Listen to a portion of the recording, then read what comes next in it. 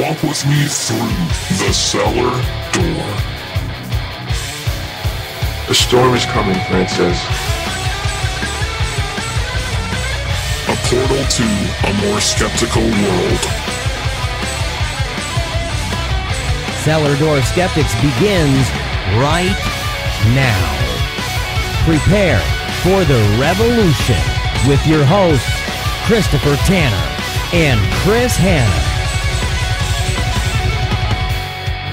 Welcome back to Cellar Door Skeptics. It is now March 15th, and we are on episode 22 for Cellar Door Skeptics podcast. Welcome back to the show, and thank you so much for sticking around with us for 22 episodes.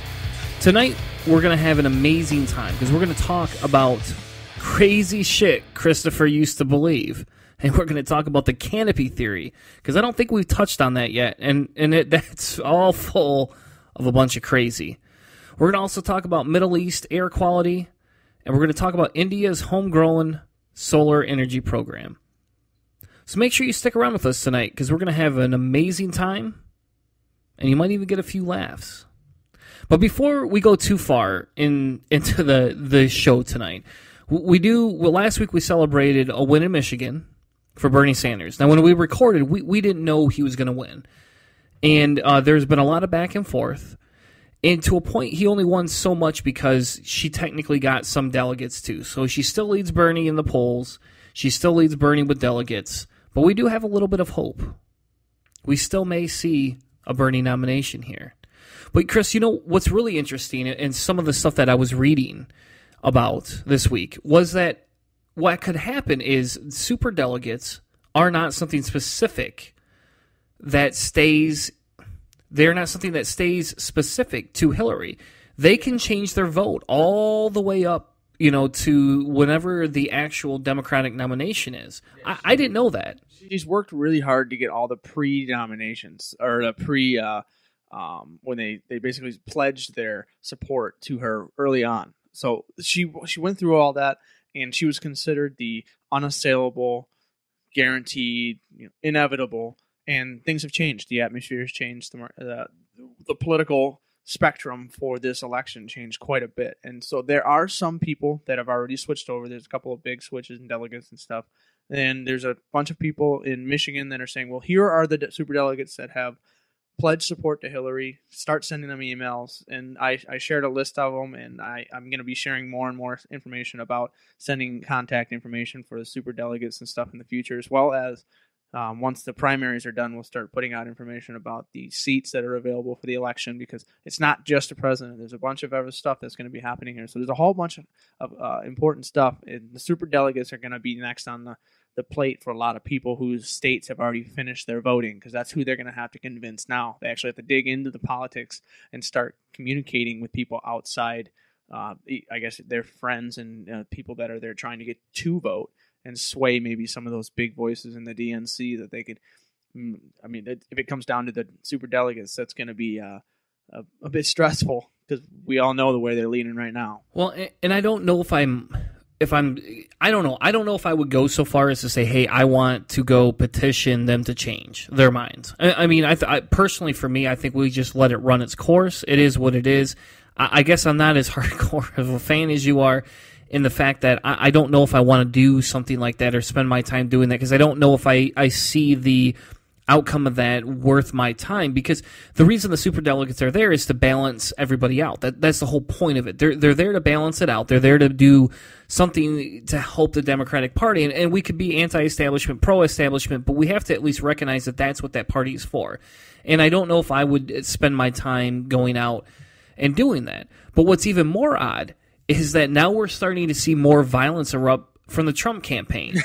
We are. And so to me, we almost got to look at, okay, so we already voted. We don't get a choice, to a point for our state. Bernie is the delegate or the nomination that we chose. But we have to look at who's going to fare better with Donald Trump. And you posted an interesting question today on Facebook. You posted a question where what you did is you asked everybody, well, what happens if Bernie gets the Dem nomination about money? Does he take Super PAC money? What happens? And we're going to have to get into a show where we talk about Super PAC money because we haven't done that yet. And I think that'd be an interesting topic to do. But you asked that question. What do we do if Bernie comes out? If Bernie wins the nomination, then what does he do? Does he just accept what the channels that are already created in the Democratic National Committee and for the Democratic Party? They have all these massive channels. Schmidt from Google apparently is working on some kind of shadowy super duper PAC that's got all kinds of data analysis. Then some of these team members were the ones that helped with the technical stuff that helped get President Obama elected.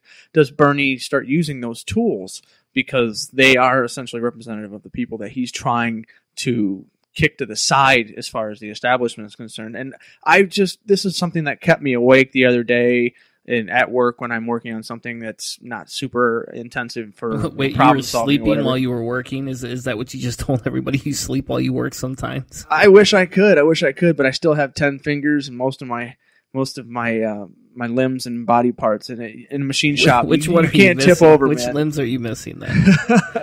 I got to know which limbs you're missing.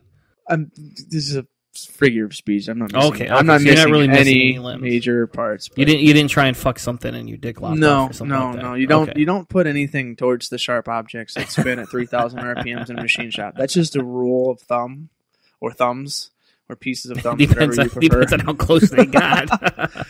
But yeah, no, it's just something we can talk about the money and where everything's going to go. And it was a difficult question, and there's a couple people that gave great answers and what we think's going to happen. And then there's another guy named Matt who has been just absolutely a naysayer, not so much like negatively, but he's just like this doomsayer that's like, okay, here's the numbers, and there's no way you're going to overcome it. And so I've been trying to be a little more optimistic to offset his eternal pessimism. So we're going to learn some more about that, and we could have an entire show about what kind of Super PAC money is going to go where in the future. And personally, for me, I don't agree with Bernie flip-flopping. I mean, if he goes up against Trump, I'll vote for Bernie hands down. I'm not going to vote for Trump, and I'm not going to vote third party because I'm not going to risk that. There won't be a risk on my side to let Trump in the door. But it does tarnish the legacy. It tarnishes the whole everything. Feel. Yep. Like one of the reasons why I have supported him is because he's standing up to the big money problem.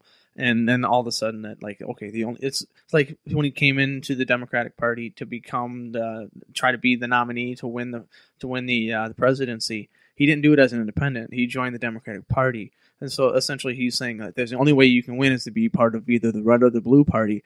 But he's managed to say, well, I'm going to be in the blue party, but I'm not going to take the blue party's money. Well, when you get the nomination, then all of a sudden you take the blue party money. We're losing little bits and pieces, the commiserations and the compromise you have to make as a president. But to get there on, some kind of philosophy that what he has basically put forth, to chip and erode away at it all the way up to finally get to it, it loses some of what the people like me who have been following it for a long time. It loses some of its meaning. And so, like, if he got into the presidency on the same kind of funds and philosophy that he's running on now, that's what really matters to me. So that's the big thing, in my opinion. That's a big thing for me because, if I wanted to vote big money, if I wanted to do an establishment candidate, I could just vote for Hillary. I mean, she's got a track record. She's not a horrible candidate. She knows what she's doing and what she has done for the country. Yeah, on paper, she's very strong. When it comes to a politician, if you look at the history of the people who have been president recently, I mean, Obama, Bush, and even Clinton, really, none of them have even remotely as much political clout or past, her job resume is pretty big. I mean, bigger than Bush, bigger than Obama by far. But Obama really didn't have that much political experience at all.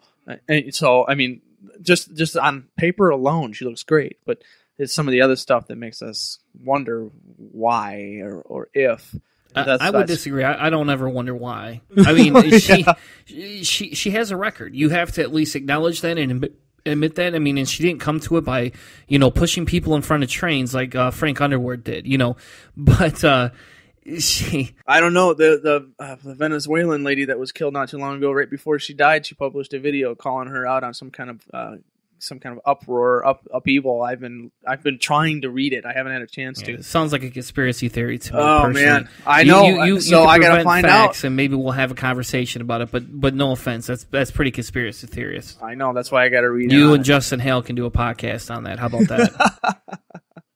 Yep, that's what it is. It's all about. I mean, I put out that question and I figured it's going to get tossed back in my face, and I mean, that's kind of the skeptical nature of the show. That's the whole point of what we do, why we do what we do for this type of topic and these types of things, is to try to get the whole picture. And I mean, that's what I'm trying to do, is make as the best decision I possibly can. And for me, it comes down to that I'm not going to, I would vote for Hillary, no questions asked, and I will vote for Bernie, no questions asked. But if Bernie takes Super PAC money, I'm out. I'll do it this time. But next time around, I won't support the Democratic Party. I will vote for a third party. I won't do it because I'm not going to vote again for a fucking liar.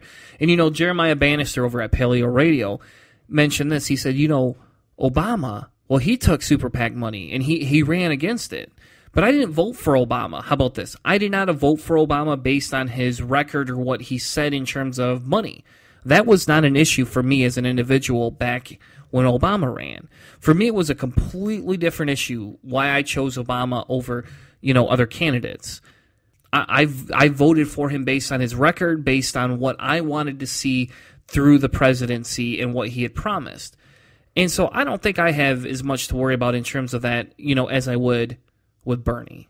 But those are conversations that we're going to have. We're going to talk about super PACs in the next couple of weeks. We'll bring it up. Chris will do some research so that I don't have to do it, and he'll bring up some information that will help us find that information.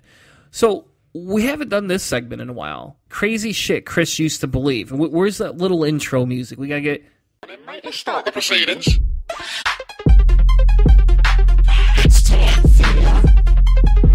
Crazy shit Chris used to believe. Brought to you by Cellar Door Skeptics. There it is. We got that little intro music that I added just specifically for this segment. So welcome back to Crazy Shit Christopher Used to Believe. So tonight we're going to talk about canopy theory. The vapor canopy, the canopy. What is it really called? Because I never heard of it until we were digging through the background of our little database of all these crazy little ideas. It's essentially an electronic notepad, and I'd never heard of it before. And so it said like vapor canopy theory. What is this thing? So the canopy theory is a theory that they teach creationists. So obviously I was a Baptist, I was a creationist. It was something that was ingrained in me as a kid. And my school taught it, and my church taught it. But what canopy theory believes, basically, and again, I'm not the super science nerd here, but basically what they believe is that the Earth was covered in what they call a canopy of water vapor. And that kind of kept the Earth at 100% regulated temperature. Everything was one type of temperature and atmosphere.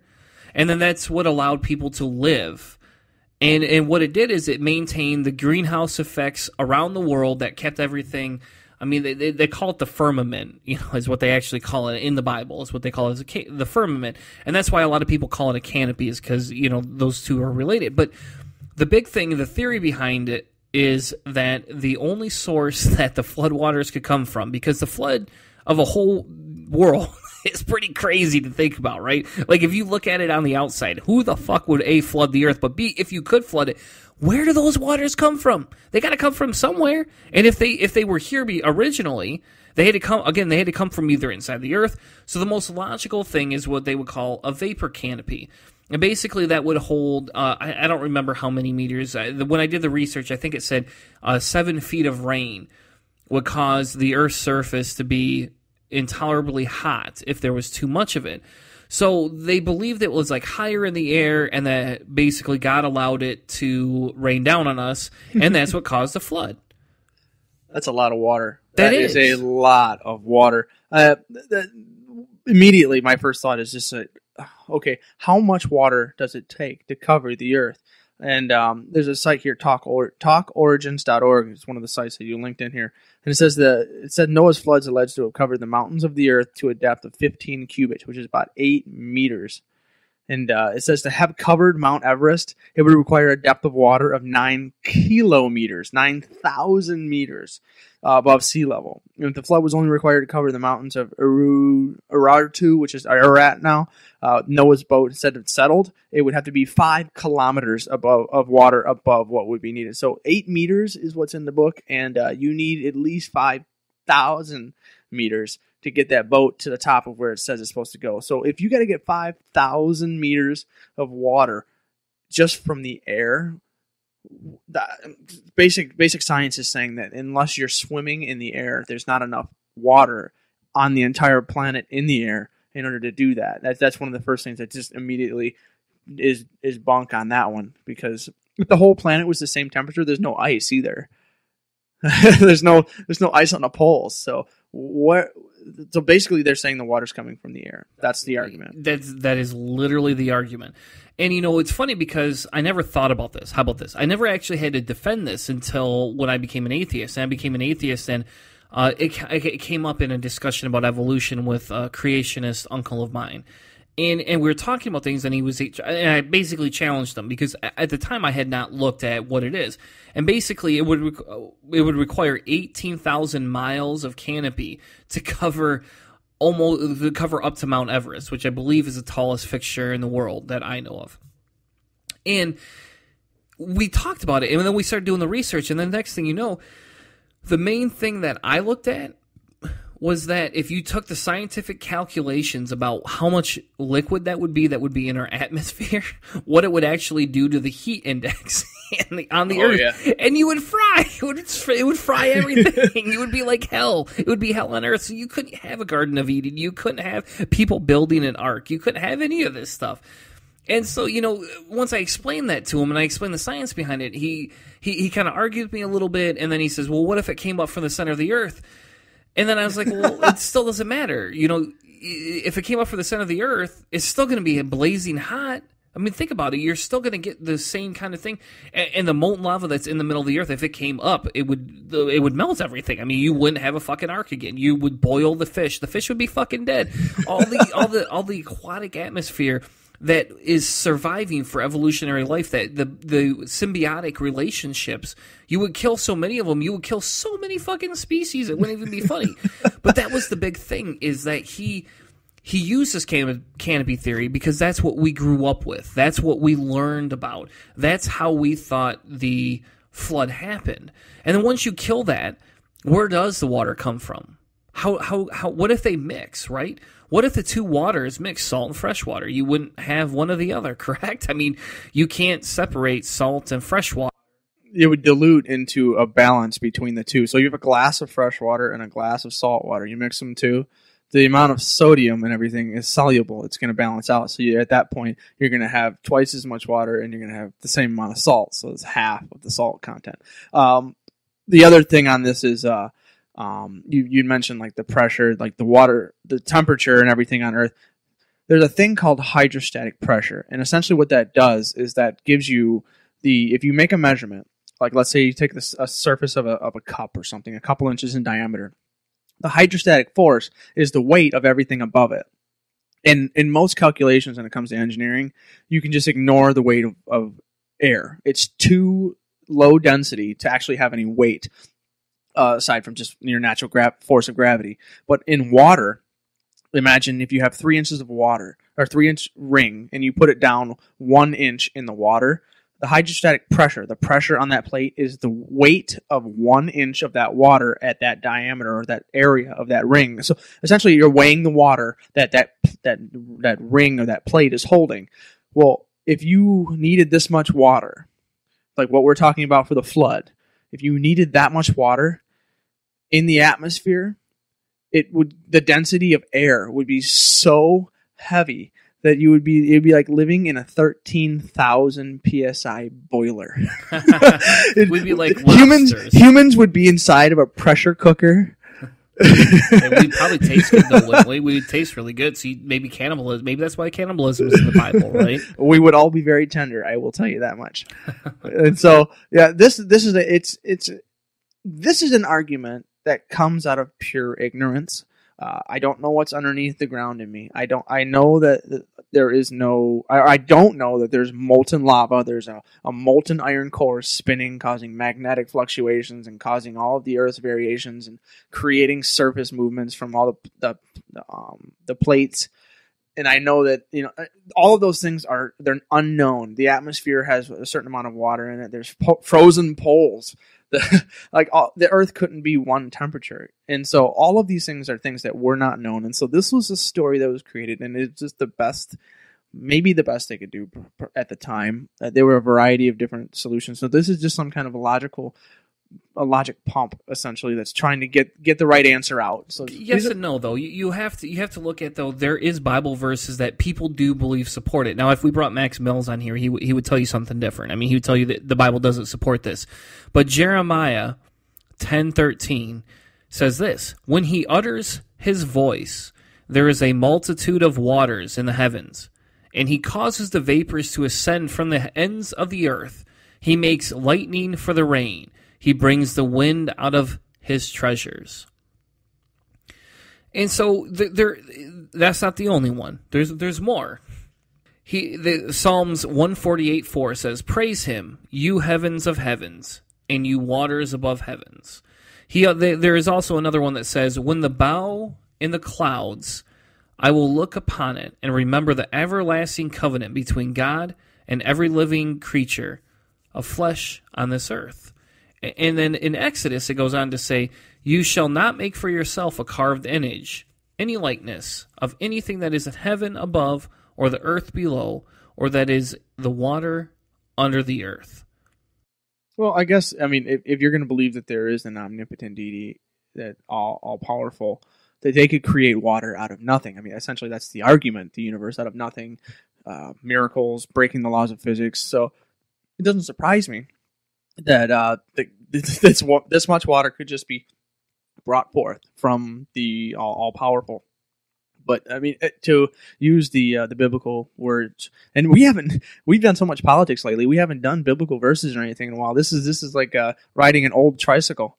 But it's I mean, you have to basically, we all have to agree on the assumptions in order to take the biblical verses. And it's like, oh well, that's 20/20 hindsight.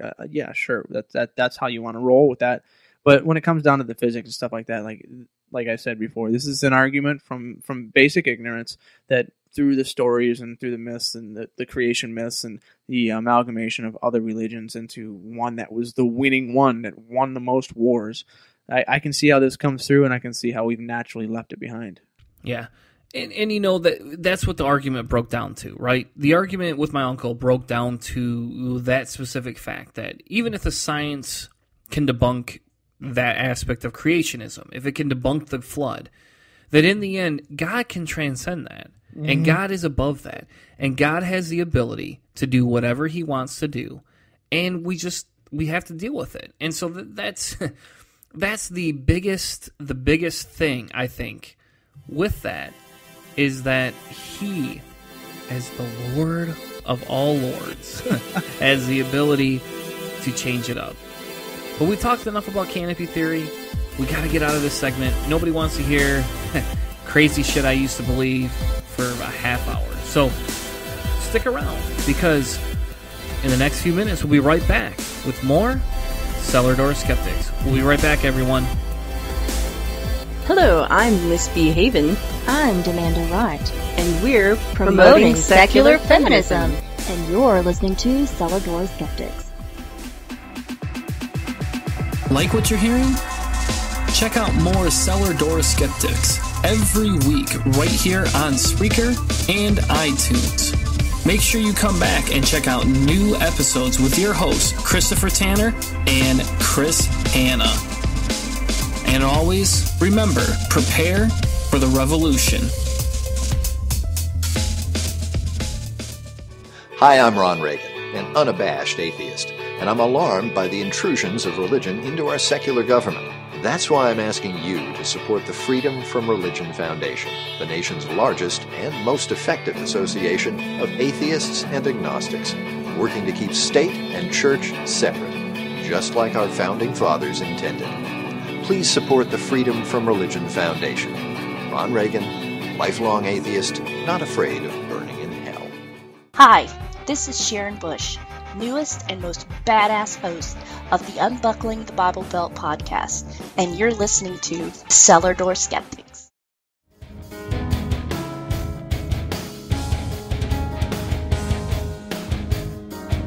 Now, back to the show.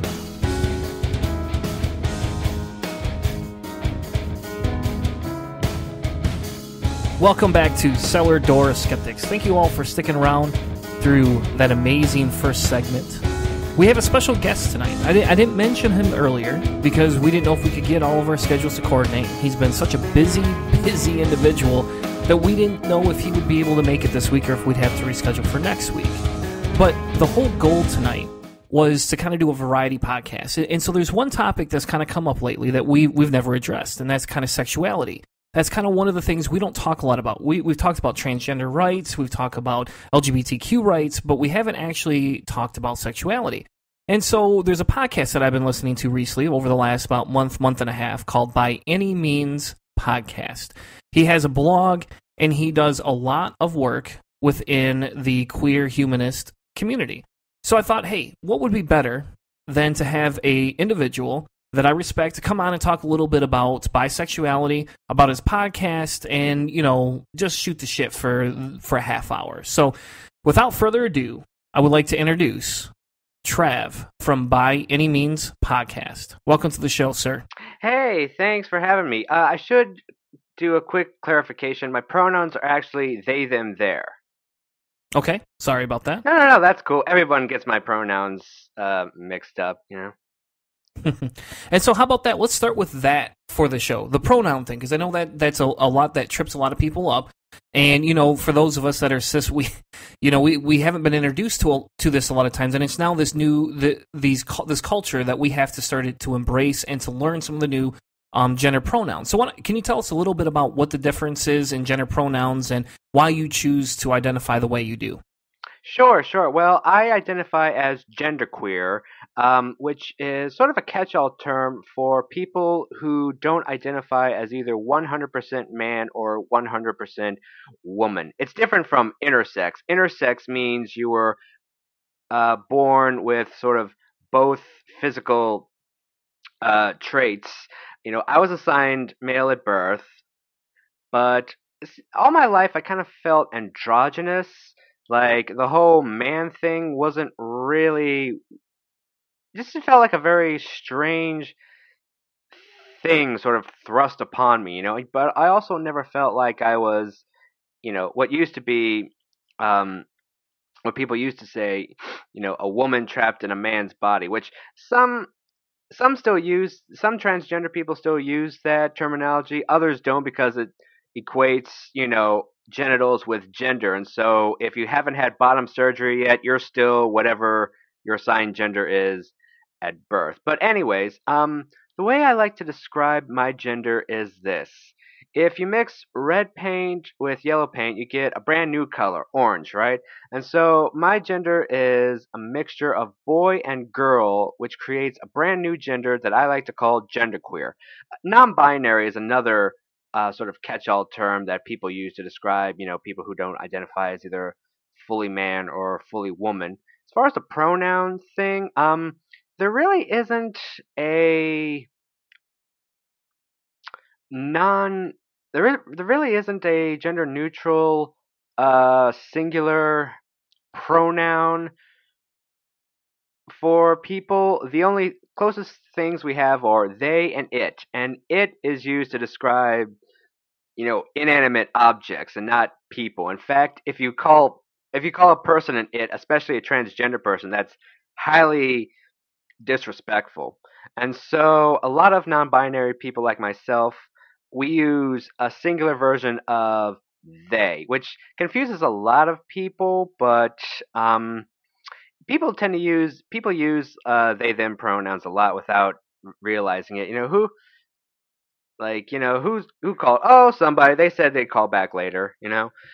And so, now, I should say that some non-binary people use, I guess, what's called alternative pronouns. Like, the most popular is Z here's, with Z spelled Z-E and here spelled H-I-R.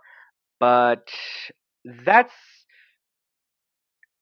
I guess it depends on the individual. They is much more commonly used. Much more accessible, probably. I think that would be easier for people to kind of catch. Just if I saw the here stuff, it sounds like internet speak or some of the strange contractions that we've shrunk words into. But I've never heard that particular usage, especially in the area that we are in. Chris and I are in a very conservative area of Western Michigan, and so I think we're a little bit slower on the communal uptake for a lot of this kind of stuff. And when I went off to college, I obviously experienced a lot more of different people, different sexualities and stuff. But now that I'm back home in Grand Rapids, Michigan, it's still not something that I see much around, and it's nice to see it kind of becoming its own type of thing on the internet. But that's probably one of the reasons why I haven't experienced much of it.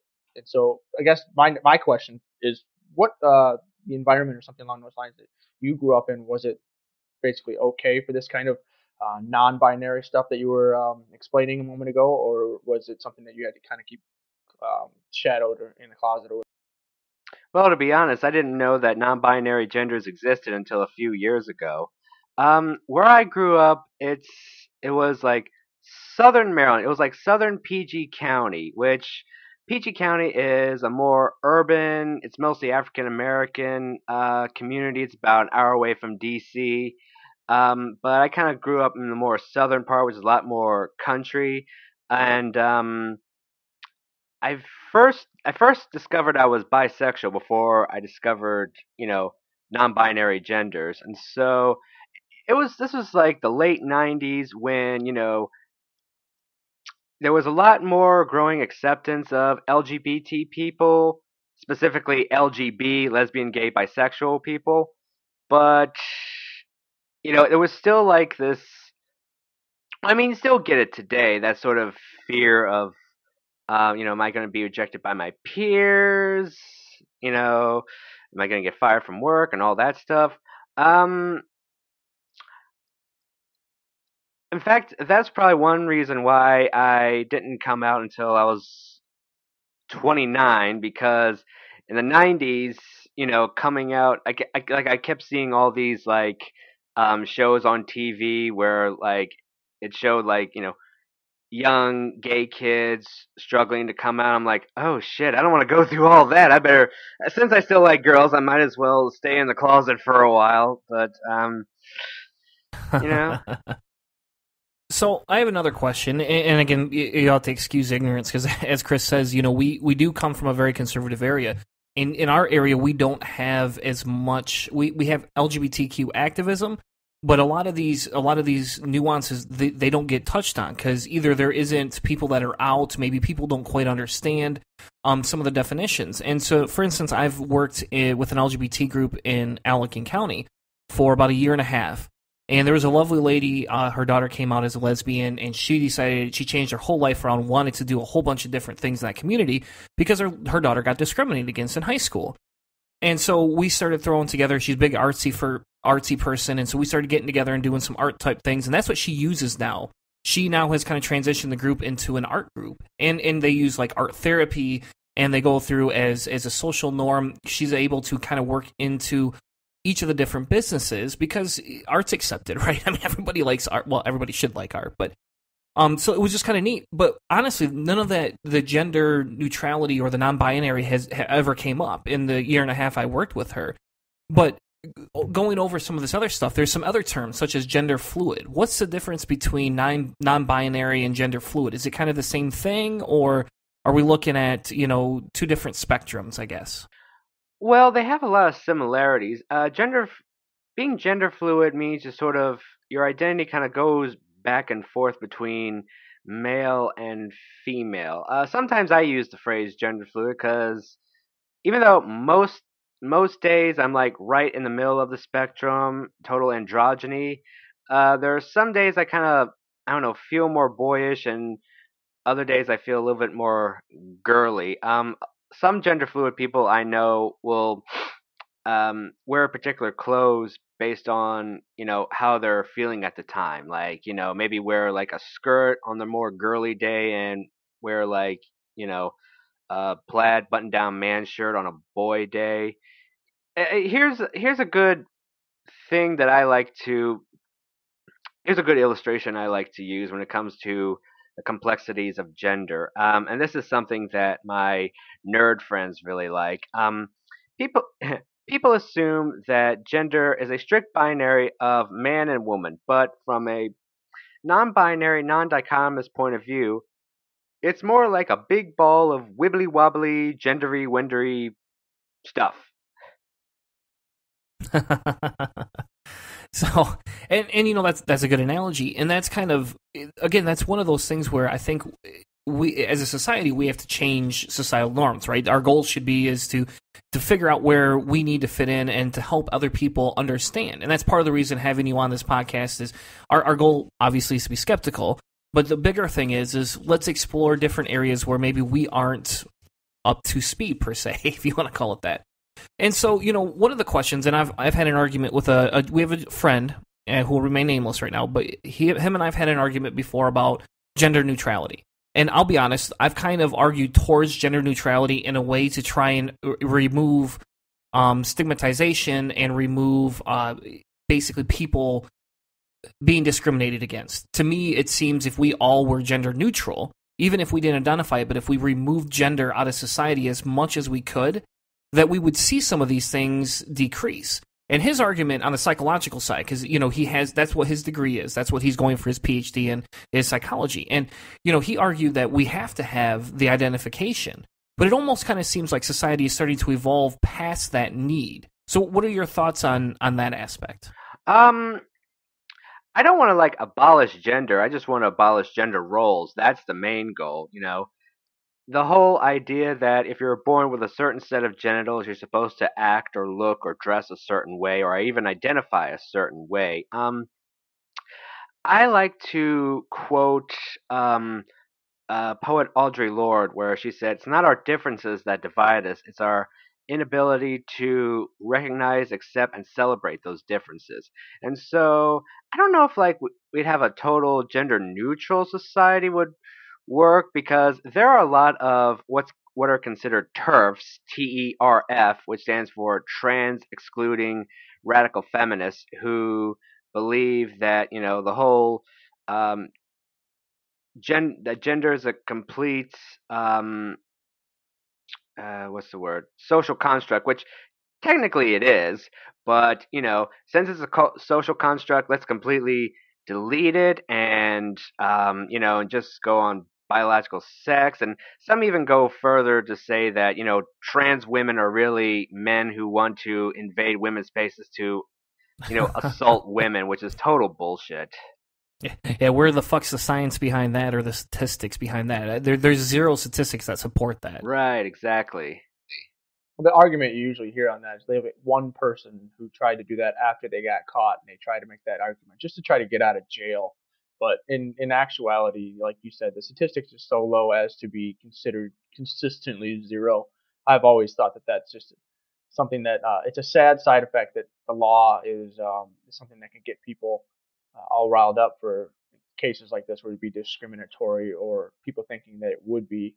But we talked, the gender situations and stuff like that a couple of times in the past, and we kind of talked about roles and stuff. And we wanted to have you on to talk a little bit more about the sexuality side and the variants and stuff along those lines. So as a complete novice in the area, really, what is the the different, is the varying degrees of the bisexuality situation? Is it you identify more towards the male side? Is it 100% 50-50 my assumption is, or do you have differing levels, or does it change with time, or like you said, if you're feeling more boy or more girl on this day, you wear these kinds of clothes? Does your sexuality have varying degrees as well?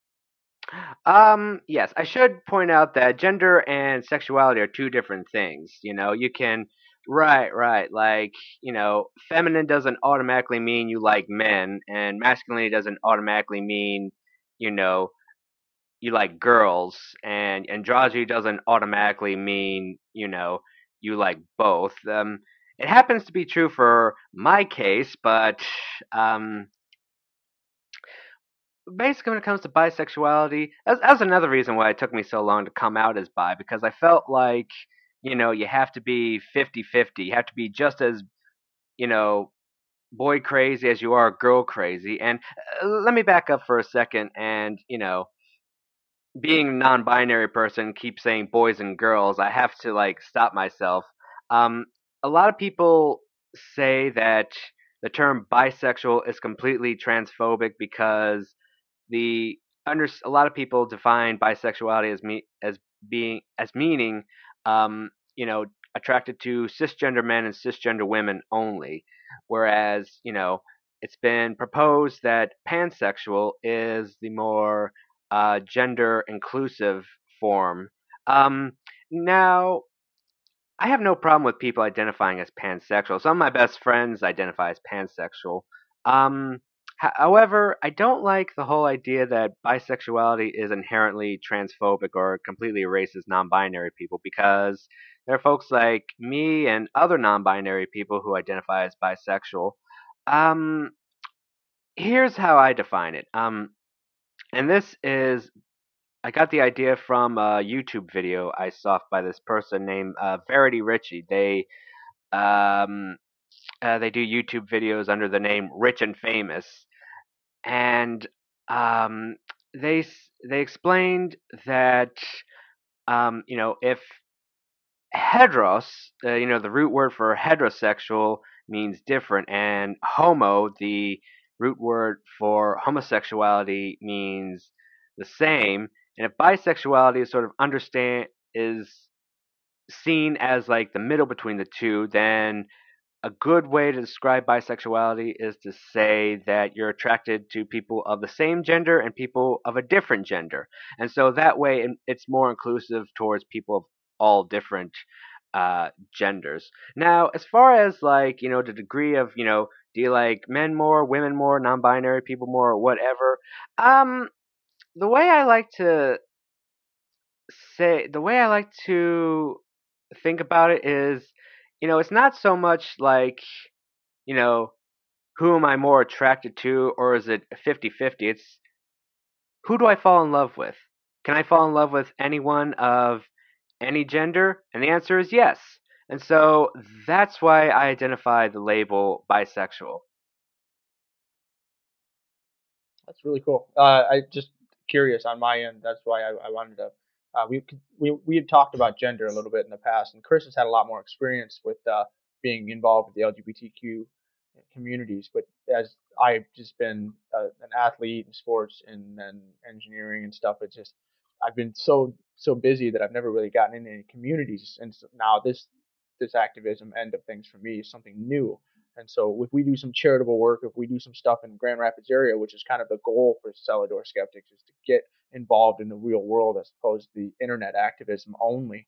And that would be a great place to get some awareness in the area. Like we said, it's kind of lacking here. So I don't know. We're just trying to gather more information, and anybody that's interested in this topic, they could send us an email. We could put them in touch with you or anything along those lines for resources. So if anybody's interested, they could always contact us and send emails or make comments online or on Facebook, and we can talk more about this stuff too. Yeah, and before we get to your podcast, and I did promise the audience that we talk about your podcast because we don't want to move on past that. But there is a Psychology Today article that I found that has 3 myths debunked. And I guess I never thought about these as myths because I never thought these to be true. I always they sound like propaganda to me. And maybe that's what they started at. I don't know their origins. But there's a lot of people that think that there's no such thing as bisexuality. People think it's just people who want to be promiscuous, right? Or maybe it's just a phase or this and that. And so, I think that as we move forward in society, where do we need the research? Well, we need the research into this. We need people to understand that that's not the case. And, one of the big things that they ask, and I'll ask you, Trav, so you can give your opinion on this, is how would you go about having that conversation with somebody that maybe has not been introduced to bisexuality and truly understands what it means? How would you go about having that conversation with them to help enlighten them and get them to at least accept or understand some of the different variances that we have in sexuality? The audience can't see it, but when you were saying the myths that bisexuals don't exist or that we're all just promiscuous, I was rolling my eyes because I heard a lot of that crap. Um, you know, there are so many different ways that bisexuals try to debunk those myths. Although sometimes I'm kind of critical of them because, like, the whole promiscuity thing, the whole myth that, bisexuals can't be monogamous. There are plenty of bisexuals who are polyamorous and have multiple lovers and multiple relationships. And there's absolutely nothing wrong with that as long as everyone involved knows what's going on. It's not cheating. However, I feel like, well, I have a friend of mine. Her name's Shiri Eisner. She wrote this book a couple of years ago. It's called Bi, Notes for a Bisexual Revolution. And she talks about how, a lot of times when people say, oh, bisexuals can't be monogamous, and the bisexuals are like, no, that's not true. It's kind of implies as if there's something inherently wrong with polyamory, which there isn't. And so she suggests, instead of, saying the usual, no, that's not true, kind of digging deeper into what the ideas behind the myth. Like, for example, bisexuals are promiscuous. Well, as long as you remember the 3 C's, condoms, communication, and consent, what's in it? Who cares how many partners somebody has, And so, so instead of just saying, no, we're not sluts, just thinking like, it's like, well, wait a minute, we got a deeper issue to discuss, this whole, sex negative, slut shaming mentality we have in our society, And so, now as far as like, when people ask me, bisexuality doesn't exist, there's actually a joke among bisexuals, like, oh, then I guess I don't exist. I'm a mythical creature, like a unicorn, or a god. Yeah. Oh, I have such a funny story to tell you about that.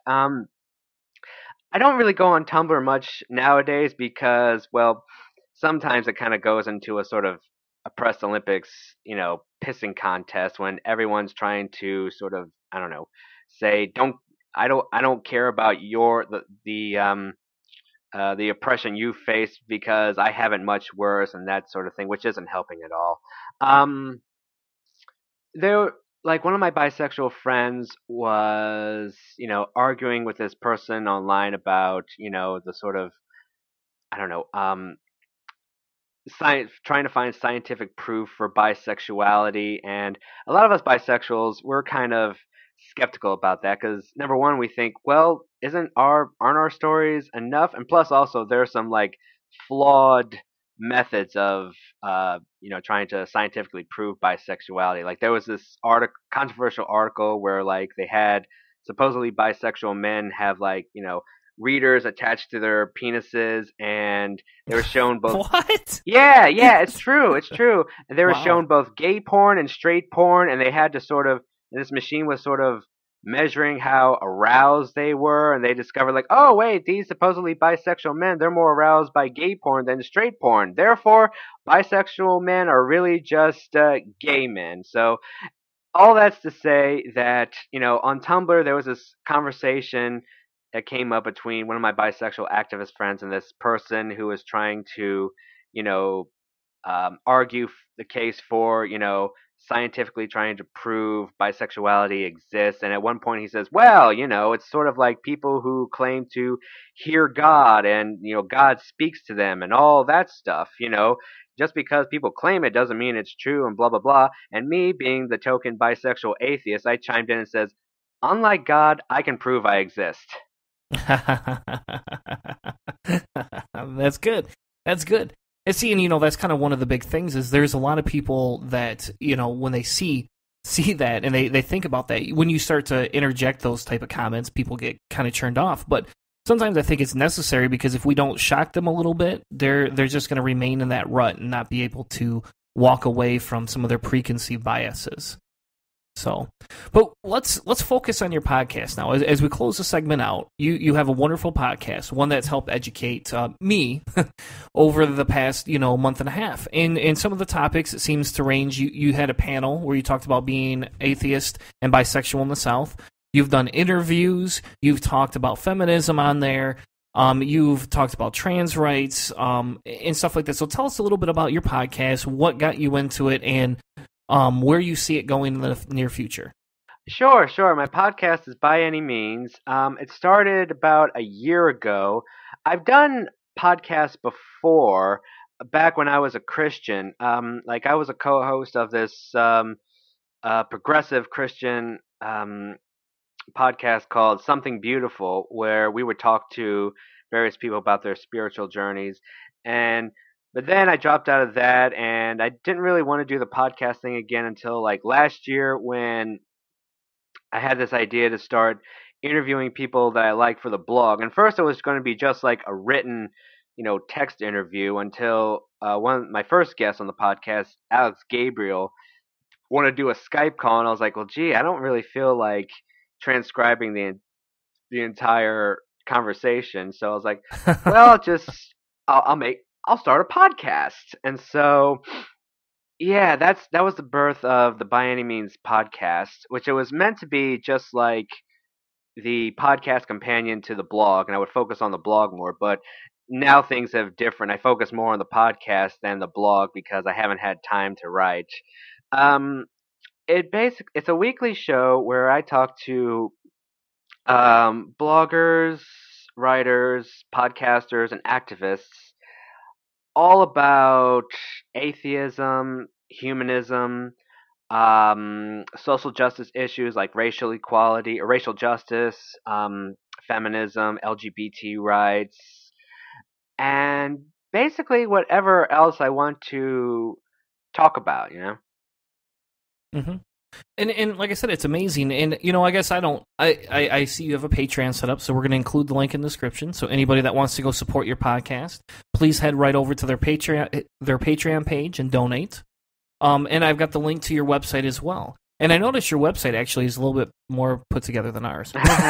So if you go to ours, it's kind of, you can tell we're definitely not website gurus, and that means but for you, do you release an episode every week? Yes. First, it was going to be just twice a month because I didn't really have time to do a weekly show. But now I've kind of rearranged. Like I said, I've because of many reasons, I'm starting to sort of focus more on the podcast than on blogging. I think probably because podcasting is a lot quicker for me, and so. Yeah, it's a weekly show. It used to come out Friday mornings, but I recently started a job which requires me to get up early in the morning, especially on Friday, and so I usually release an episode Thursday evening. Yeah, and that's awesome. And so anytime you release an episode, you should tag us on Twitter or wherever your means of is, and we'll help share it too. So. We'll upload you on Reddit too, because I see your stuff on Reddit all the time. You must be in some of the podcasting groups. Yeah, I'm a part of the atheist podcast Reddit page. I think actually I'm the only one that's active there, and so I don't want to flood the entire page with my podcast. So I basically share links to some of my favorite podcasts, like here's this week's Gaytheist Manifesto. Here's week's Life After God. Here's this week's Secular Barbershop. And look, Promoting Secular Feminism finally released a new episode. I'm going to share that.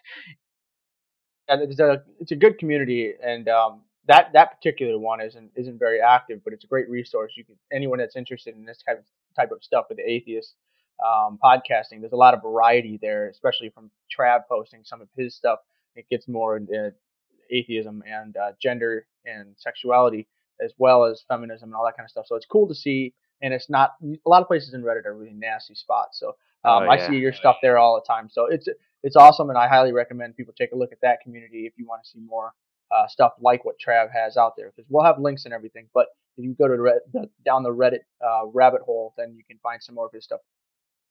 Yeah, definitely. I have to confess that one of the communities that I hang out at is the Atheist Plus community, but I don't really identify as Atheist Plus. That's just like the only place where I can talk about one of the few places, one of the few atheist spaces online where I can talk about feminism and not get shot down for being, I don't know, some sort of SJW who, needs to trigger warning everything, and I need to crawl back to my safe space and all that shit. Yeah. And it's kind of funny because lately it seems like people have been on this SJW, and at some point I just want to sit there and say well, hold on.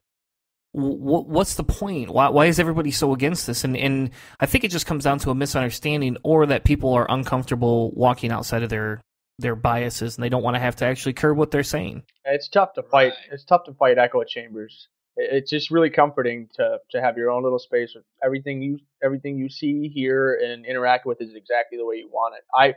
I like it when stuff challenges me, and so that's one of the reasons why I think this. I was really excited about having you on the show and checking out your podcast more, is because I have no idea about any of this besides the few people in college that I interacted with, and it's awesome that you're so active, and so I salute you. Oh, thanks. Now, I will say this: I have met, social justice activists online who are vicious, who are the stereotype. If you say one problematic thing, we're going to forever boycott you.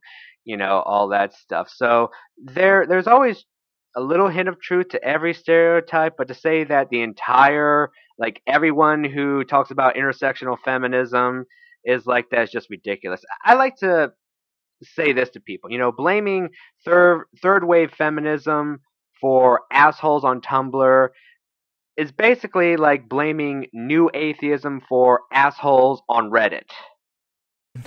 Fair enough. I'm just tired of everybody being assholes. Why can't we stop being so ridiculous? If you look at it, it's a lot of times people talk about leaving the religious just ideology, how it's so violent and angry, and so they come over into the non-belief, the social justice, activism, and awareness, and they act the same way. If you want the world to change, you have to act the way you want the world to be. And so I try as best I can to not be an angry person all the time on the internet, because you need to lead by example. Right. In fact, one of my friends, Paul Sading of the Q podcast and also Atheist Apocalypse, he's always praising me for, not blocking people who have a different opinion than me. It's like, oh, you actually engage in dialogue with people who disagree with you. We need more people like you. You're not a social justice warrior. So I'm like, okay, thanks. One day, Paul, I'm going to disappoint you. So don't put me on too high of a pedestal. Well, thank you so much for joining us tonight. It was a pleasure, and we like I said, we'll put all the links to your show in the description, and hopefully, maybe people will be able to check you out and find all sorts of amazing content there. All right, thanks for having me on. I really enjoyed this. Yeah. See, we learned everything. So the whole point of the podcast is to teach me something new. So right, definitely. You can tell Hannah, because half the science segments, it's like, oh, I didn't know that. Well, did you read the notes, Chris? Nah, I didn't read the notes. Yeah, I read the notes. Sure, Hannah. Don't your 20-page booklet of shit. But I got to get him back on International Women's Day. He didn't read my notes for International Women's Day, so I got to get him back for that. I had a 7-page notes for that segment. So, well, thank you so much. Make sure everybody sticks around, because we'll be right back with more Cellar Door Skeptics. Hey, what's up? I'm Steve Hayes. And I'm Dave Curry. And we're from Prophetcast. And you're listening to Cellar Door Skeptics on the Fox News Network. They're not affiliated with Fox. Everyone's a Fox affiliate. If you guys like what you're hearing on Cellar Door Skeptics, please consider sponsoring us on our Patreon page. Our goal at Cellar Door Skeptics is to help promote more science, skepticism, secularism, and humanism in the world. We want to create better content for our podcast and for you, the listener, all while trying to help promote local activism. We're going to strive to make better podcasts, and I'll tell you what, we're even going to contribute some of the proceeds to charity. So please join us over at Patreon.com/Cellar Door Skeptics to make sure that you sponsor us for as little as $1 an episode. Thank you guys so much, and prepare for the revolution.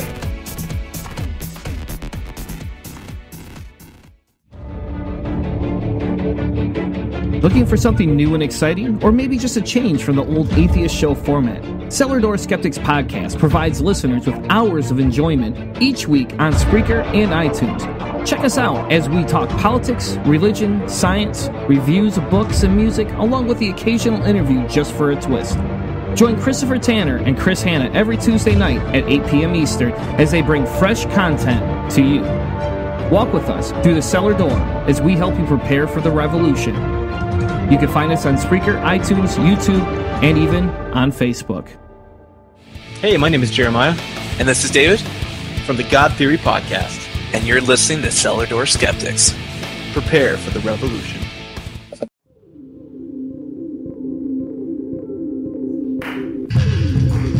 Now, back to the show.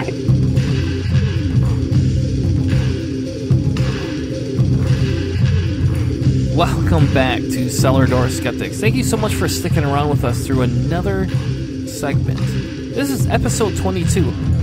And if you didn't hear our commercials because you had to go to the pee or you had to go make a drink for yourself while we were talking through the commercials, make sure you head over to Patreon and sponsor us if you can. Spare $1, help Chris Hanna get a new haircut because he needs it. He's a little shaggy this week. Oh, come on. He is. He's a little shaggy. But make sure you head over to Patreon. We're also now available on Google Play.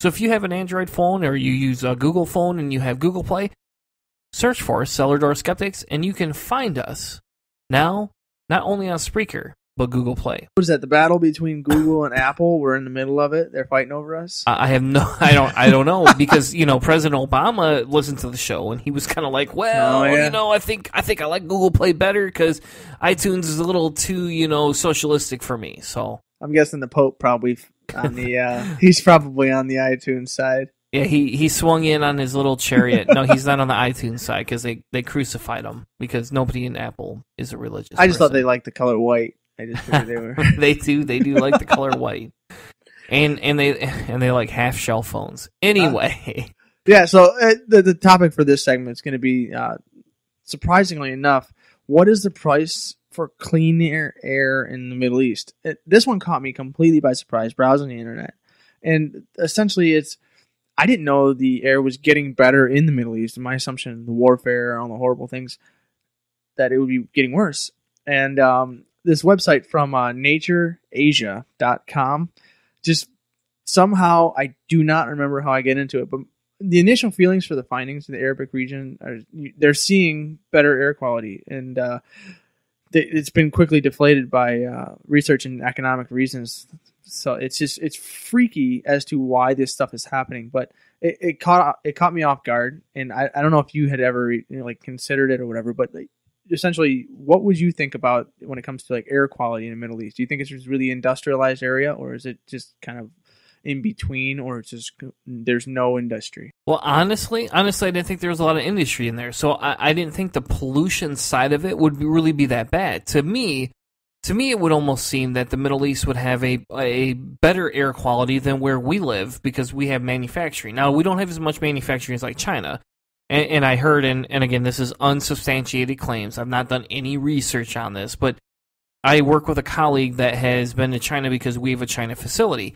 And they've been over there before, and they talk about how they wear masks over in China and how horrible the air pollution is in some of the major cities. Oh, man, it's bad. And so, so honestly, in the Middle East, to me, it would almost seem, cleaner. Now, I get that we try and publicize the bombings. We try and publicize the terrorism that exists over there. But for proportionate-wise of the region, I don't imagine there's enough bombs being dropped to create that much of a pollution gap, personally.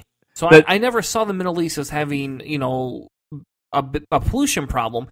Though honestly, if you look and examine it and go, okay, well, they're a third world nation. Some of the parts of it are a third world nation. And they don't have a very good wealth distribution there.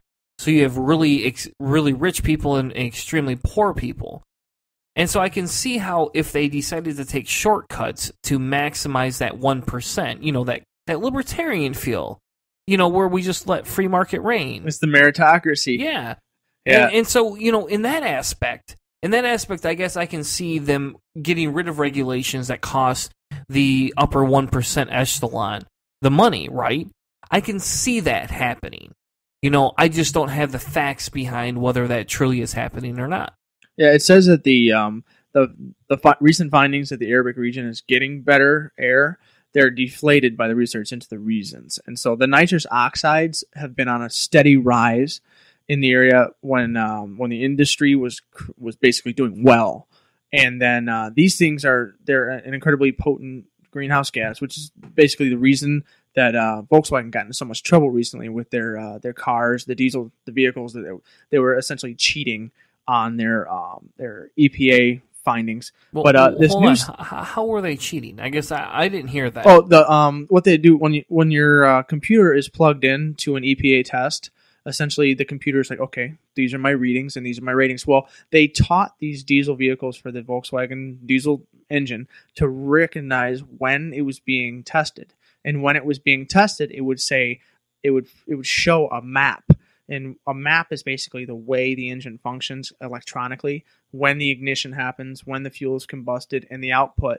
And they show a map that would lower the fuel economy, so lower your gas mileage, and it would decrease horsepower, but it would make it more economically or globally friendly and less polluting. Yeah, and that's almost the problem we have here in the United States, right? I mean, we see people, they want to drive trucks around. And in Michigan, it's very prevalent. People like their trucks. They really do.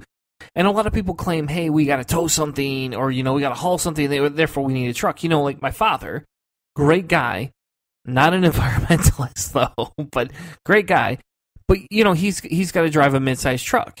And I asked him one day, why don't you get a bigger truck? Well, I don't need it. Well, why don't you need it? What do you use this? He uses it to haul small things with, but they don't go camping. He doesn't really use the truck for what it's worth. But yet he's got to drive that thing back and forth every day to work, and he works 25 minutes from home. So you got to think whatever mileage he's getting per gallon is reduced. But on the same side, I was on the same side. I used to drive a Saturn. I used to get 42 miles to the gallon. I used to have a friend that we used to work at the same place. We literally would compare our gas mileage between our Saturns to see which, who could get better gas mileage. And we placed bets on it. I had to buy him a lotto ticket if I lost, and he had to buy me one. And that's what we would do. We would literally record our gas mileage and break it all down. And have fun with it. But we drove economic cars. But as soon as I got into a bigger car, I was like, well, this is a little bit roomier. Mm-hmm. Oh, this is a little bit nicer. This has nicer things to it. This is basically just it. The Volkswagen problem is it's not so much the size of the vehicle or anything. It's like the proportional amounts of pollutants that are put out by an engine. These are things that we've dealt with, and so we're trying to get people to use less. And there's clean diesel, and Volkswagen said they were using clean diesel, but what they were doing was telling the computer to trick the computer that was testing it. And they essentially, it was unethical. It was unethical what they did. They reprogrammed their computer to give them the results they wanted. It sounds like a creationist to me. Yeah, and then when it wasn't connected into the CPU for the test, it released much more nitrous oxides, NO2, and it essentially polluted the world. And so these are the things that they found in the air when they did testing in 2005 to 2010 in the Middle East, and they recorded the world's fastest rising pollution emissions. And a similar trend was plotted in East Asia and has been linked to economic growth there as well. So however, the Middle East is the only region that this pollution trajectory was interrupted around 2010, followed by a strong decline. And so the reasons for this decline are given as new and better green policy, but mostly it's because of the declining presence of industry and workers. So the warfare, the Egyptian uprisings and the Syrian civil war, we've seen a very sharp increase in the violence in certain regions where there was previously highly growing industry. And so this is the reason this is interesting to me is because this is kind of like showing like a null hypothesis that industry that people say that, well, mankind doesn't cause any kind of problem for global warming and pollution and things like that.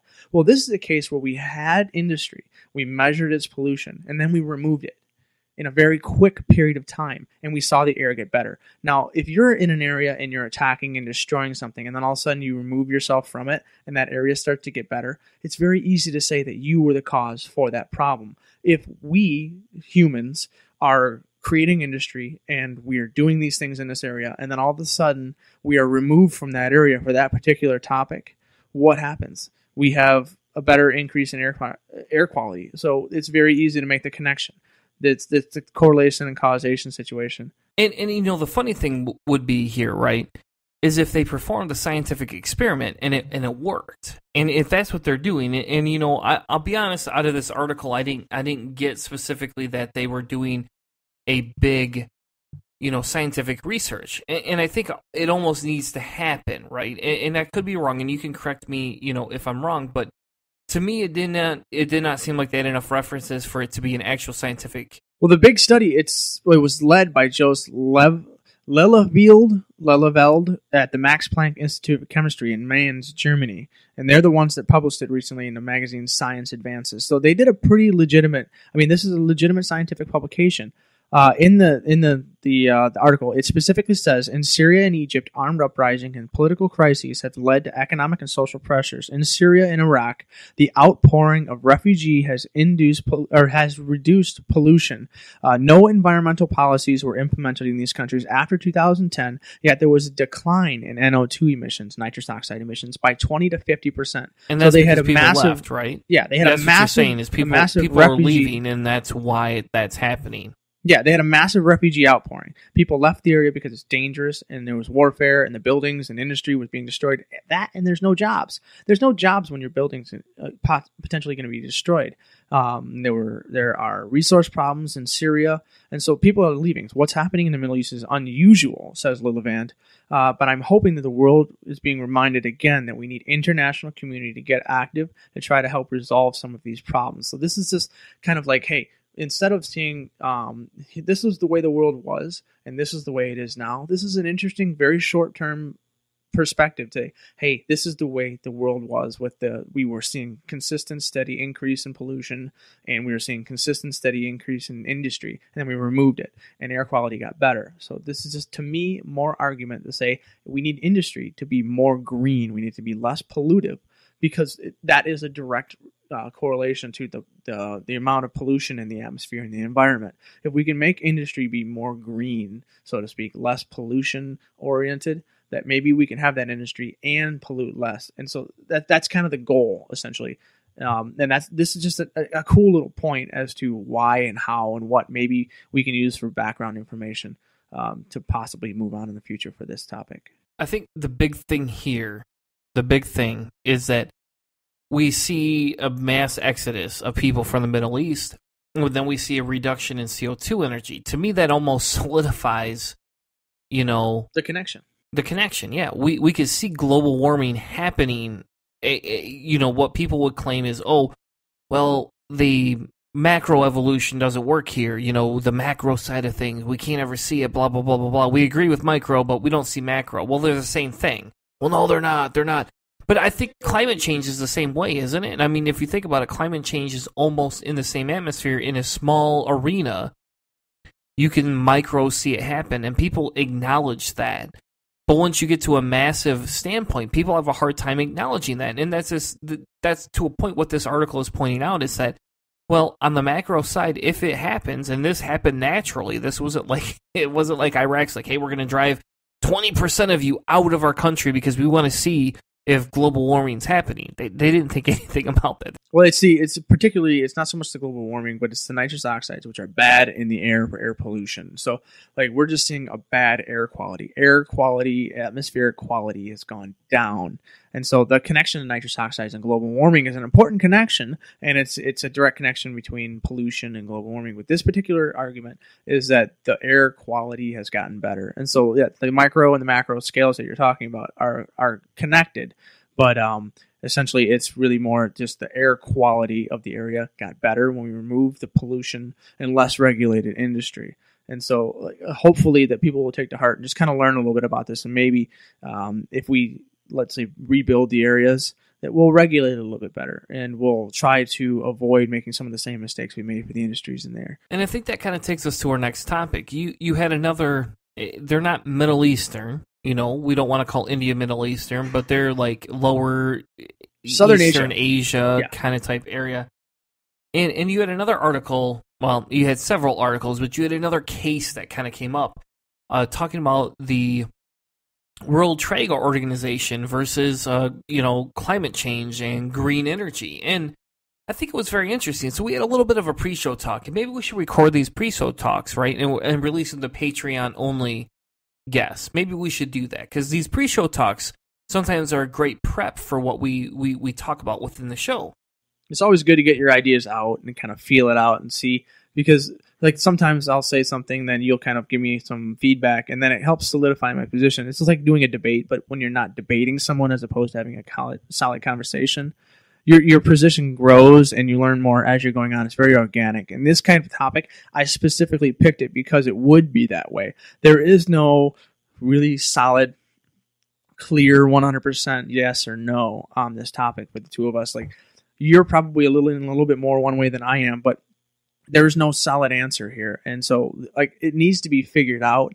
But I think that there are some mistakes that have been made, and there are some good things that have been done as well. And not so much good things, but important things have been pointed out for problems that need to be fixed. And so essentially what the problem is, what this whole situation is about, is the United States and the World Trade Organization ganged up, according to the majority of the articles that I've seen, on India's new burgeoning solar panel industry. They've been trying to.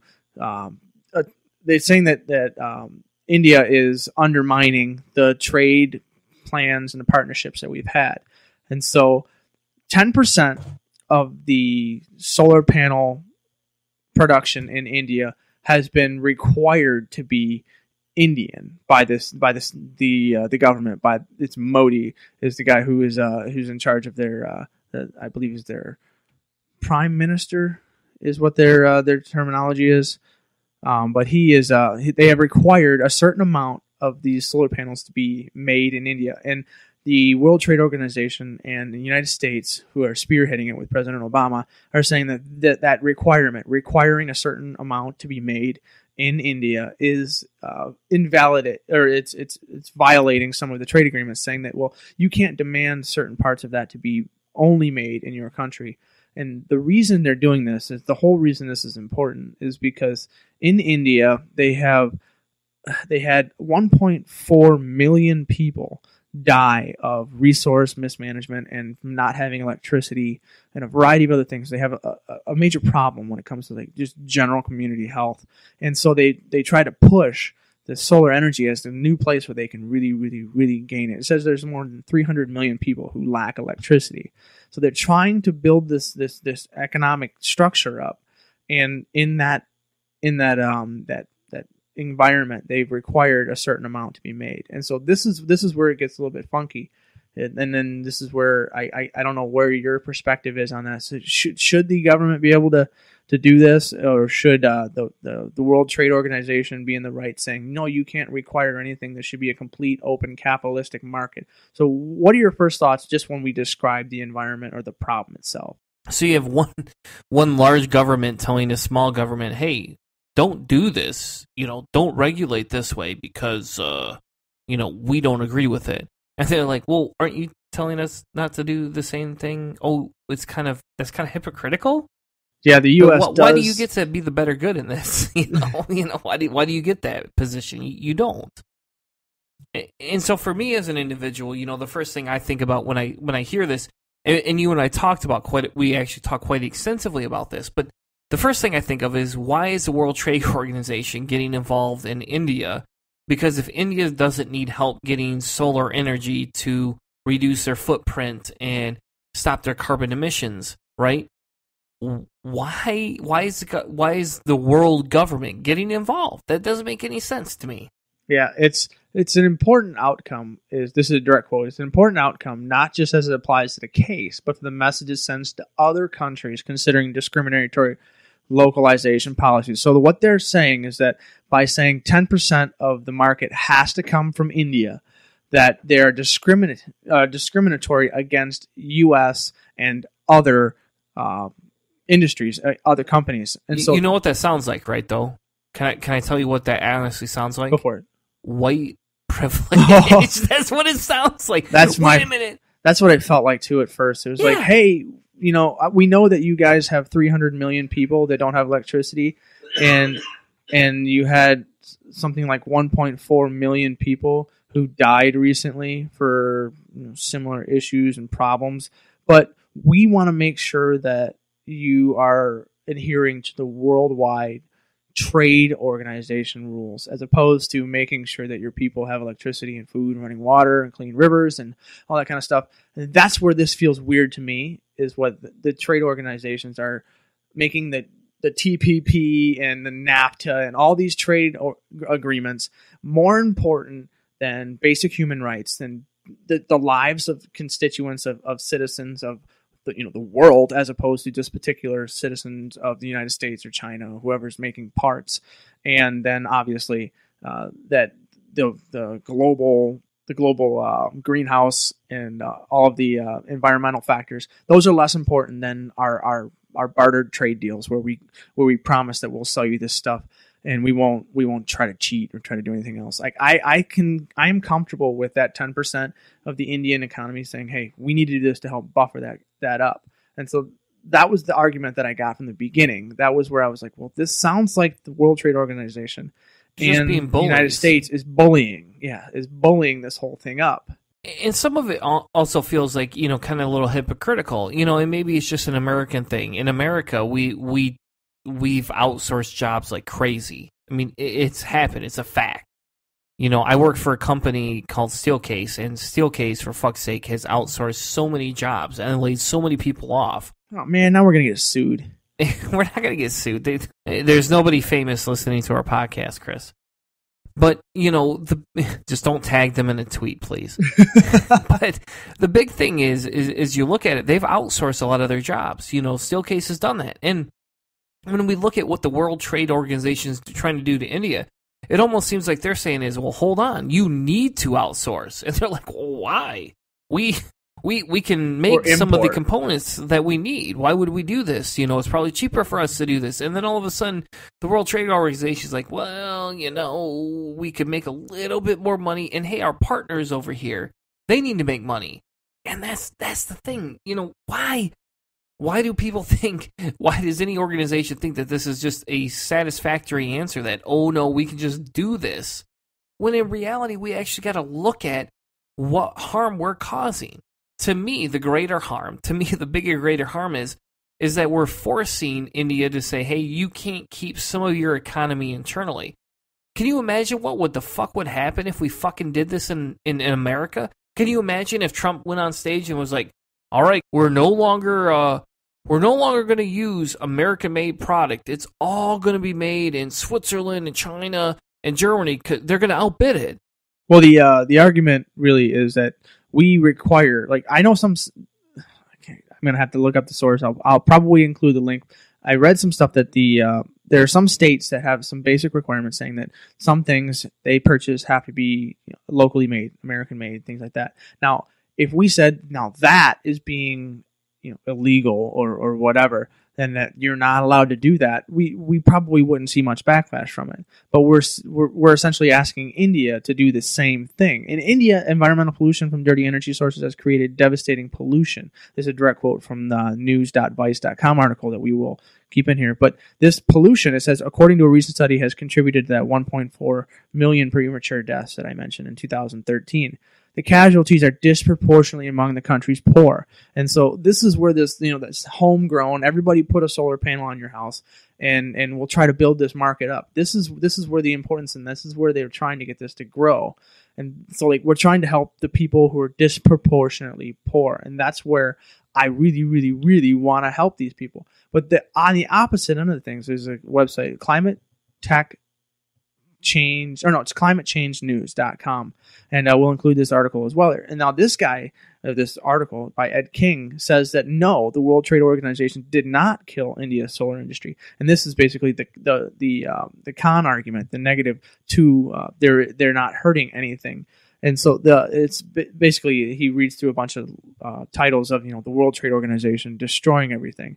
It says, to be clear, the World Trade Organization has not ruled against India's entire solar industry. What it does say is that a domestic content requirement (DRC) imposed by the government for new installation goes against the competition law. So the competition having an open free market between, let's face it, U.S., China, and India. And so the DRC was a tiny part of India's plans to build 100 gigawatts of new capacity by 2022. That's only 5,000 megawatts. So wait, are you saying that they're asking for a small portion to come internally, right? That's what they're asking for. From their own nation. Yeah, they're basically asking for 5,000. But we do the same thing, right? Yeah. You just said we did the same thing. Am I correct? The United States? Yeah, the United States has, in some way, shape, or form. I don't know if they legislated it, but you hear it all the time. It's like, buy American, buy American, buy American. This is the theme that we hear regularly in our country. And so if legislators said, no, you can't do that, you have to make this an open market, and we can't just buy American, you wouldn't hear as much of a whiplash back like that we would hear when people are saying, no, India is requiring a 10%. So it almost feels like they're butthurt. I know. It's almost what it feels like. Yeah, no, I know that's why it feels a little weird. And so this guy's basically, he's just saying in this article that the part that they were requiring domestically is so small that by the World Trade Organization saying, no, you guys can't do that. You have to be, open to the market, that it's not going to affect them very much. And let's face it, that's a pretty pretentious perspective, but this is the other side, because I want to make sure that we put both sides of this in here, because it's important just to debate both sides of it. And so it's important to understand what is at stake is not climate change itself, but it says it's not a valid judgment as to what was isolated in this industry policy. For the ESPA, the Indian energy analyst who wished to remain anonymous, the decision was not a surprise. The World Trade Organization had hinted to it in 2015 during communications stuff. So this wasn't a super surprise. So we've been kind of butting heads about this for a while. The overall conclusion in the end was saying that this decision attacking India's solar industry is a wild exaggeration and ignores the real failures of India's clean energy plans. So essentially what they should have done is they should have tried to make the market better. It says the Indian government has inadvertently created hostile conditions for electronics manufacturing, which has made foreign manufacturers close even existing facilities. So like an American facility in India, the Indians have made it really, really tough and bad to have a facility there. And so these kinds of things where India could be boosting the market and could be helping things because the price of their particular solar panels was higher than the Chinese, and so a large portion of them was almost 70% of the 150 million imported panels came from China, but the government doesn't tax these. And so if the government really wanted to boost the market and really wanted to make this thing, a competitive beast, a competitive mechanism, they should tax these things as an import tax, and they should, because that's what their local manufacturers, the Indian manufacturers, are asking for. And so those are valid points. I think that the manufacturers have a valid perspective here. And so those couple of things make me question the blind adherence to hating the U.S. and the World Trade Organization's decisions. It sounds like the Indians are kind of asking for two things that are kind of contradictory, which makes me just second guess everything a little bit. And that's all I'm really asking for. What we have to look at is where we have to go with it. Where do we go from here, right? And to me, it almost seems like an opportunity for humanism to excel, to exceed in this environment. And if we could get them to come here, if we could get them to buy into that, we would see a lot of this drop off. And we can look at the elections right now, right? We could see Bernie versus Hillary on the Democratic side, and we could see that Hillary is moving left. She's more progressive now. And whether she gets the nomination or he doesn't matter. The fact that they're moving closer to the middle or past the middle, that's what's exciting. But this law from the WTO almost seems like they want to put their hands in a pot that is not theirs. They just want the cash. They want the tax dollars, whatever they get out of it. That's what they want. And in the true end of things, the big issue that I have with this whole situation is that India is a third world country. They have a lot of poverty in there, right? And with that poverty comes, such an extent that they can't afford to do different things. And so if the WTO wants to take over, wants more than 10%, what are they going to do with that money? Where does it go? Who gets it? Is it China? Does China get your money? Does whoever makes and produces the most amount of product and dumps it in a country, do they get the money? That's the problem. Where does that go? Who gets it? How is it respent? It's going to be outsourced a little bit. That's probably where it will go, because 70% of it is already going to China because they said they flooded those markets. So we're going to have to tax the Chinese. The Chinese shouldn't get any special treatment. They should be taxed just like any other import that comes in. And so, like I said, this is an area where both sides need to be doing something. The Indian government needs to be providing an equal taxation field for anybody coming into the country, and it's okay to give subsidies to these kinds of things. Every major government gives subsidies to different groups. Why not give subsidies to their greenhouse gases or the green energy corporations? That's a good place to invest your money. So the government could do that. So increase your import taxes to tax the Chinese and don't give them unfair advantages, and maybe prop up your manufacturing. The United States used to do this in manufacturing, and now they basically shipped all their subsidies off to oil companies or whatever. But those kinds of things make you more competitive. So that could do it. But also the World Trade Organization should recognize that this is a human rights issue, a human health issue. There's people dying. And so the trade organizations, the trade partnerships should take a backseat to the world health and the global health, and for the poor people that are dying here. That should be the number one. We should end the pollution and end the global warming and try to stuff and fix that kind of stuff first, and then we'll figure out who gets the best tax deal and who. We should all work together on that. That's essentially what I'm trying to say. And that's when, as we leave this segment and we look at where we're at with it, right? We can see the fact that there is issues with There's no easy answer. There's no easy answer, yeah. And there's issues with, holding it to themselves and making their own cookbook and doing all these other things, and the greed that comes out. And so I think what we have to do here is we have to sit there and say, okay, we can see that. How can we change this? How can we get government not to do that? And I say it's probably through voting Republicans out and putting Democrats in, and not just putting any Democrat you want in. But, the WTO is a joint venture between several nations. And so it's unfair of me to say they're all Republican. It's unfair of me to say they're all Tea Partier.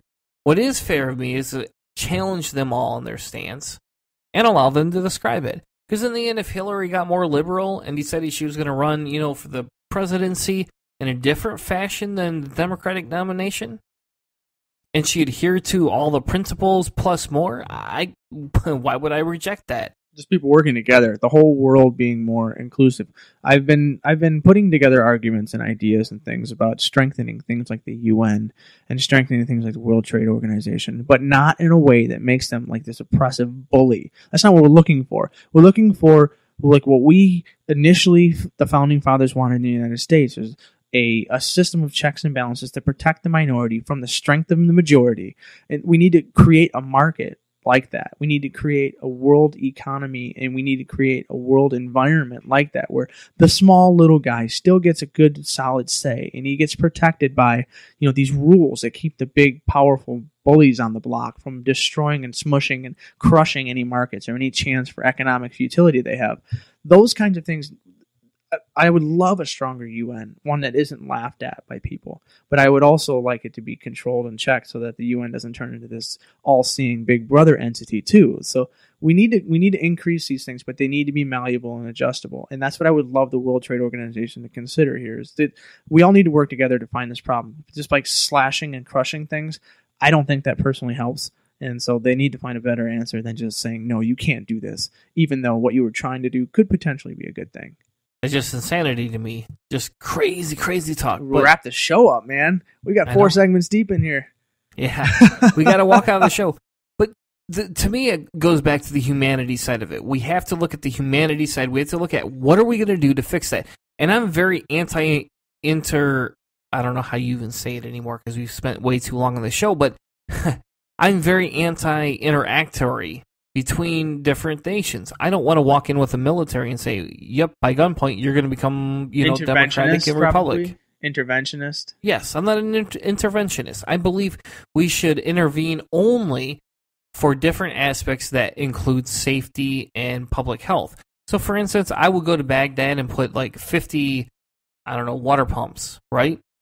And if they choose to use those to say only these people get it, I can't change that. I'm not enabling it. I make a product. This is what I want.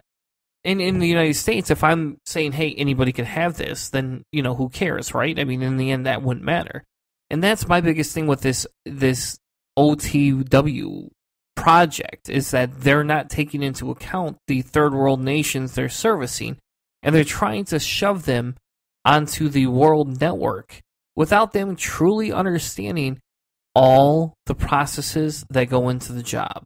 Well, hopefully they can at least just protect the people in their states. So then these different nations that need a little bit of a boost in certain cases or whatever, we should let them kind of.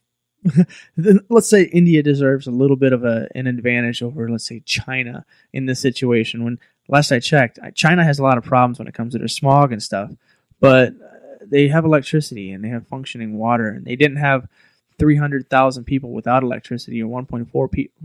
They didn't have 140,000 people dying a year. Oh, from well, heat stroke. Last year they had people just dropping like flies in India, just in the streets, cooking to death. So there's a lot of things that need to happen immediately in India, and then we can work on some other stuff in our trade agreements later. And let's say we need to, if we're gonna call India out on not having power and safety for their people, we should call China out on not protecting their people from smog, and the fact that Chinese people are buying bottled air from Canada, of all things. Like, that's a legitimate market. That is a real thing that people are doing. They buy bottled air from Canada in China, so they get something to breathe. It's just there's a ton of things, and the world is incredibly complex, and this is just a very small example of a much bigger picture and stuff. So, I mean, I think this is a really good concept and a great thing that we can talk about later and more in the future. But just this one thing, there's no clear answer here, and I guarantee it's not going to get any easier the bigger it gets. And for anybody that doesn't believe us, you can come join me at my house because those principles go into effect. But we got to wrap this segment up. We got to walk out. We got to get away. We got to let everybody get back to their normal lives because we don't want to take up everybody's time. But I encourage you to look at what the policies going into these things are, because I think if we actually sat down and looked at it, we would be very shocked that any of us ever signed that policy, whether it's through purchase of bread or through freedom loaves or whatever you want to call it. We allow certain things that we don't question, and I think in the end we need to question these things faster and sooner because it'll give us a window into the future. Before we close this out, I just had to make a quick mention for a friend of ours, Michael Phelps. He is a veteran, retired, had come across a little bit of hard luck. If you could spare any dollars, any cents, any shares of his GoFundMe post, links are in the description. Please share it for him as he's a veteran trying to get back on his feet and finish his college degree up. I don't normally plug a bunch of GoFundMes, but this gentleman kind of started with us on Atheist Analysis. He's got a special place in my heart. And we want to give him a shout out and anything that you can do to help contribute to getting him back on his feet. So thank you so much for sticking around through this amazing episode. We had a wonderful interview with Trav from By Any Means Podcast talking about bisexuality and gender and how he got started. We talked about Middle East air quality, about the solar energy program in India, and we talked about crazy shit I used to believe. Make sure you stick around because next week we have another amazing episode with an actual NASA scientist. We're going to talk to him about his new book that's coming up here shortly. And we're going to also talk about the Trump and Sanders rallies. We might even get into GMOs again, since I found a new article debunking popular anti-GMO myths. Make sure you stick around and come back. Support us on Patreon, YouTube, Twitter, Facebook, our website, and anywhere you can find Cellar Door Skeptics. And remember, prepare for the revolution. Have a good night, everyone. You've been listening to a presentation of Cellar Door Skeptics. Check us out on Spreaker, cellardoorskeptics.com.